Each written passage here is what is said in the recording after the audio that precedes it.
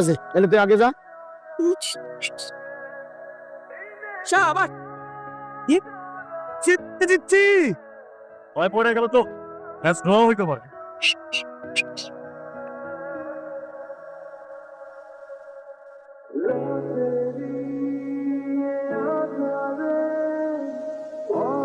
এই ল জিতে গেলাম। বাজি কি ছিল? বাজি ছিল সাইকেল নিয়ে যে আল পার হতে পারবো সে সাইকেল নিয়ে যে পার হইতে পারো। রাজু জিতছে টোপ দিয়া কোপ দিলাম।